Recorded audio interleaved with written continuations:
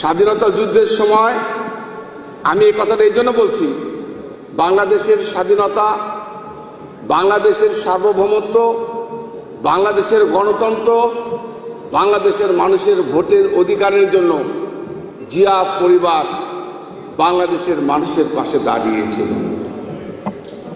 আমি এই কথা এই জন্য বললাম, স্বাধীনতা যুদ্ধের সময় আপনারা জানেন সারা দেশ হতাশ। শেখ মুজিব পাকিস্তানির কাছে আত্মসমর্পণ করলেন, দেশ এক ভয়াবহ অবস্থা। পাকিস্তানিরা যুদ্ধ শুরু করে দিল, গোলাগুলি শুরু করে দিল। রাজারবাগ পুলিশ লাইন থেকে শুরু করে ঢাকার শহরে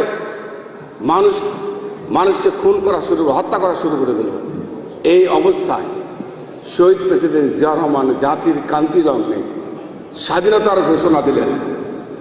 আপনারা জানেন মেজর জিয়া বলছি, উনি স্বাধীনতার ঘোষণা দিয়ে বাংলাদেশের মানুষকে সেদিন রক্ষা করেছিলেন। বাংলাদেশের মানুষকে মুক্তিযুদ্ধে অংশগ্রহণ করাতে উদ্বুদ্ধ করেছিলেন। 9 মাসের স্বাধীনতা যুদ্ধের পর দেশ সেদিন স্বাধীন হয়েছে।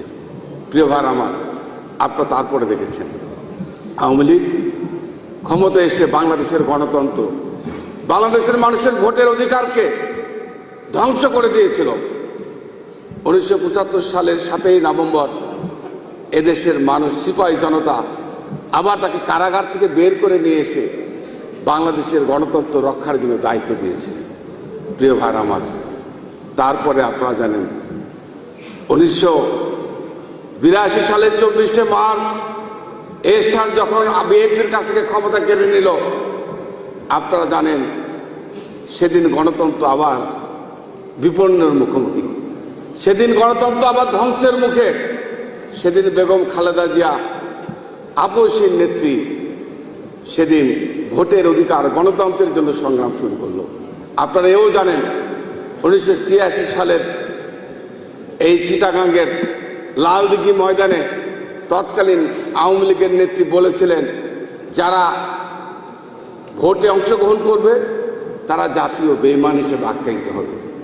সেদিন পরের দিন উনি ভোটে অংশগ্রহণ করে বাংলাদেশের মানুষদের বেঈমানি করলেন। বেগম খালেদা জিয়া মানুষের সাথে বেঈমানি করেন নাই, আন্দোলন সংগ্রাম শুরু করেছিলেন। 90 সালে এরশাদের পতন হলো। 91 সালে উনি বাংলাদেশের গণতান্ত্রিক নেতা, আপসীর নেত্রী হিসাবে, বাংলাদেশের প্রথম মহিলা প্রধানমন্ত্রী হিসাবে উনি অলঙ্কিত করলেন বাংলাদেশের প্রধানমন্ত্রী। প্রিয় ভাই আমার, ঠিক এমনিভাবে বাংলাদেশের গণতন্ত্র, বাংলাদেশের স্বাধীনতা, বাংলাদেশের সার্বভৌমত্ব রক্ষার ক্ষেত্রে জিয়া পরিবার এগিয়ে এসছে। আপনারা জানেন গত 5ই আগস্ট এই 2008 থেকে এই 2024 সাল, এই দীর্ঘ সময় আমরা আমাদের জীবনটাকে বাজি রেখে আমরা জীবনটাকে শেষ করে দিয়েছি। জেলখানায় আজকে আমাদের অসংখ্য নেতাকর্মীকে হত্যা করা হয়েছে। আমাদের হাজার হাজার নেতাকর্মী, লক্ষ লক্ষ নেতাকর্মী কারাবরণ করেছে। আমাদের নেত্রী বেগম খালেদা জেলে গিয়েছে। আমাদের নেতা তারেক রহমানকে দেশ থেকে মামলা দিয়ে বের করে দেওয়া হয়েছে। প্রিয় ভাই, এই প্রতিকূল অবস্থায় জাতি যখন 5ই আগস্ট ছাত্র জনতার, ছাত্র বৈষম্য বিরোধী ছাত্র আন্দোলনের নেতৃত্বে জাতি যখন হাসিনার পতন ঘটল, জাতি কিন্তু একটা আশার আলো দেখল।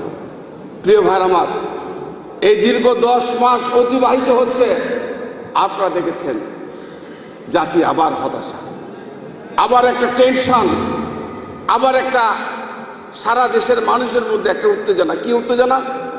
নির্বাচন বোধহয় হচ্ছে না, নির্বাচন বোধহয় আর হবে না। বাংলাদেশের আরেকটা নতুন ষড়যন্ত্র, নতুন চক্রান্ত। কেউ বলে ভোট হতে হবে, কেউ বলে যে কি বলে সংস্কার করতে হবে। এই সংস্কারের কথা বলে সময় দীর্ঘ করার চেষ্টা করা হচ্ছে। এই ভোটের জন্য আমরা 20টা বছর আন্দোলন করলাম। এই 15.5 বছর অবৈধ সরকার জোর করে ক্ষমতা থাকলো, অথচ এমন এক অবস্থায় দেশ এক টান টান উত্তেজনা আপনারা দেখেছেন। সেই উত্তেজনাকে বাংলাদেশের এই সংকটময় মুহূর্তে যেভাবে শহীদ প্রেসিডেন্ট জিয়া রহমান বাংলাদেশের মানুষের পাশে দাঁড়িয়েছে। যেমনিভাবে বেগম খালেদা জিয়া গণতন্ত্র বাংলাদেশের ভোটের অধিকারের জন্য পাশে দাঁড়িয়েছে, ঠিক তেমনিভাবে তার উত্তরাধিকার বাংলাদেশের আগামী দিনের যিনি বাংলাদেশের নেতৃত্ব দেবেন, আমাদের প্রিয় বিএনপির ভারপ্রাপ্ত চেয়ারম্যান তারেক রহমান সাহেব এই প্রতিকূল অবস্থায় বর্তমান অন্তর্বর্তীকালীন সরকারের সাথে দেখা করে আলোচনা করে বাংলাদেশের মানুষের এই সংকট মোকাবেলা করেছেন এবং আজকে একটা পথ দেখিয়ে দিয়েছেন। আগামী ফেব্রুয়ারি মাসে অন্তর্বর্তীকালীন সরকার ঘোষণা দিয়েছে যে নির্বাচন হবে, সেই নির্বাচনে বাংলাদেশের মানুষ তার পছন্দের প্রার্থীকে ভোট দিয়ে নির্বাচিত করবে। এটাই আমাদের নেতা তারেক রহমান সাহেব আবারও নতুন করে বাংলাদেশের গণতন্ত্র, বাংলাদেশের স্বাধীনতা, বাংলাদেশের সার্বভৌমত্ব রক্ষার ক্ষেত্রে আজকে দেশের মানুষের পাশে দাঁড়িয়েছে। প্রিয় ভাইরা আমার, তাই আমি মনে করি, আমার সাংবাদিক ভাইরা আপনারা যারা আছেন, আমি বিশ্বাস করি যে এই জিয়া পরিবার বাংলাদেশের সংকটময় মুহূর্তে মানুষের পাশে দাঁড়িয়েছে অতীতে এবং ভবিষ্যতেও বাংলাদেশের মানুষের পাশে থাকবে। এটাই